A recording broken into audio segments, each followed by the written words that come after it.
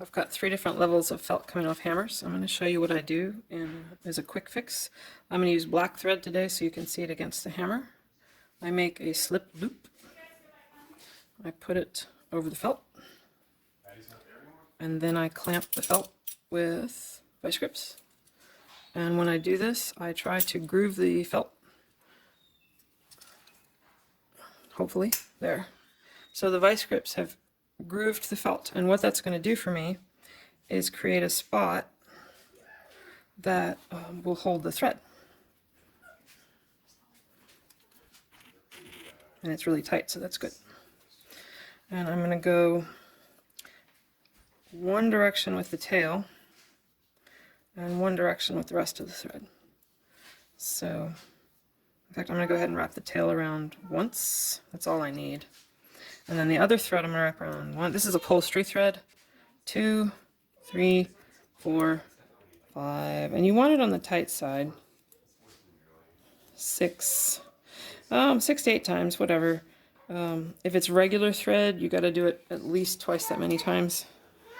And now I'm going to tie it off on the bottom where people won't see it.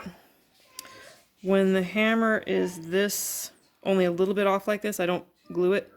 The glue never holds for me. I know other people who say it holds all the time. When I always come back to the piano, the glue has let go. So I just use thread.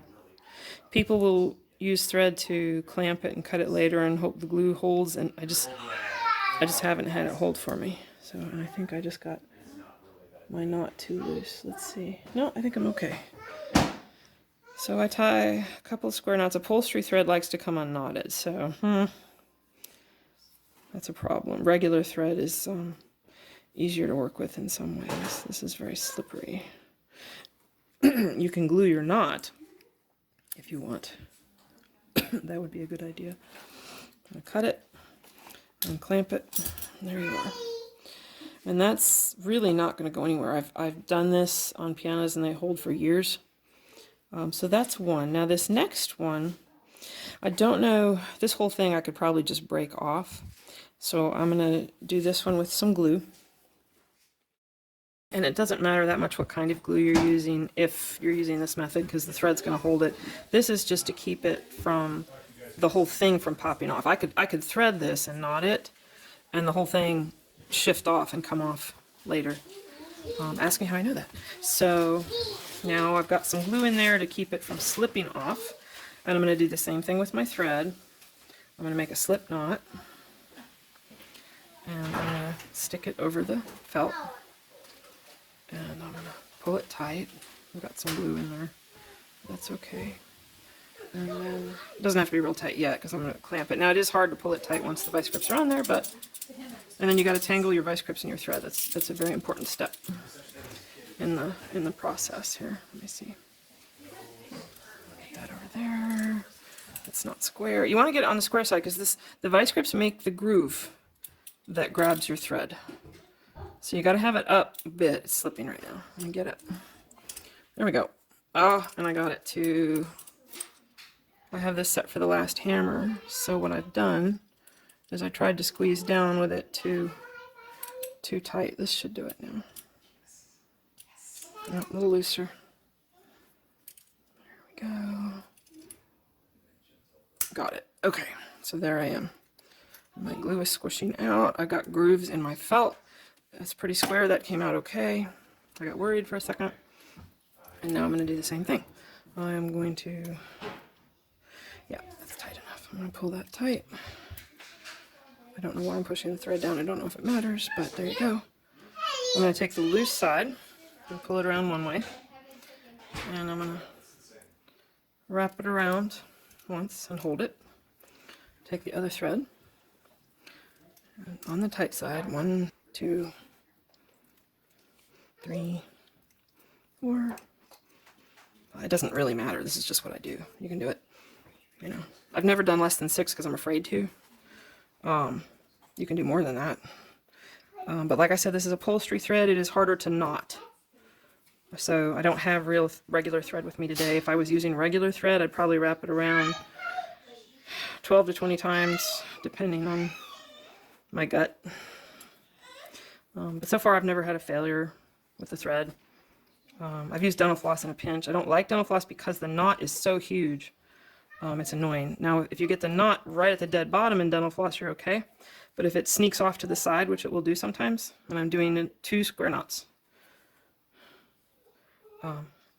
with this thread, with regular threads, it doesn't slip as much. I might put knot on my glue on my knots, not on my glue when I'm done. So here's this one. That's done. It's ready, and that's really tight, and that's ready to go on the piano. It's all set. The glue will dry, and so this one I'm going to do the same way. I'm going to make my loop. I'm going to put some glue on it because I can thread this. I can clamp this down and thread it. And it'll seam really tight. And then later, this will just pop out. There's nothing holding that in. I can squeeze this really hard and still slide that out. So you should always glue that. So I'm going to make my slip knot with a nice long tail because that's how I like to do it. I'm sure there's a million ways to do it. This is just how I do it. And I'm going to go ahead and just put it on here first. And then I'm going to glue this a little bit. And it's just to keep it from slipping off. So I'm using tacky glue because it'll dry fast. I'm not a fan of CA glue because I've had issues with it cracking and coming loose. Other people love it. I'm sure it'd be just fine for this. But I'm a tacky glue fan for lots of things like this. It's just my thing. No big deal. So that's there. I think I got that a little too high up. I'm going to move it down just a little. That'll do. Now, this is going to be tricky. This is hard to do. In fact, I'm going to flip it over. Well, no. Because I need 3 hands. So. Got a song in my head. You get to listen to me hum my earworm. Okay, let's see if I can do this.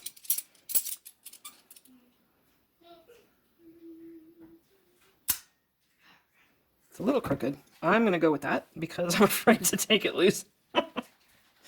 So, here we go. So same thing, I'm going to take my tail. Which one's the tail? I know it's here. There it is. I'm going to wrap it around one way. Once. And then I'm going to wrap the other one. I'm going to hold it. And I'm going to wrap the other one around several times. Oh, get on there. Don't come off yet. Sorry, got out of the camera. There I am. Okay, 1. And then 1, 2, 3. The wood's already slipping out. 4, 5, 6. I'm going to do another one. Hot. Okay. Now I'm going to tie it. And I'm going to make sure my wood is square in there. Anyway, this lasts forever as far as I can tell.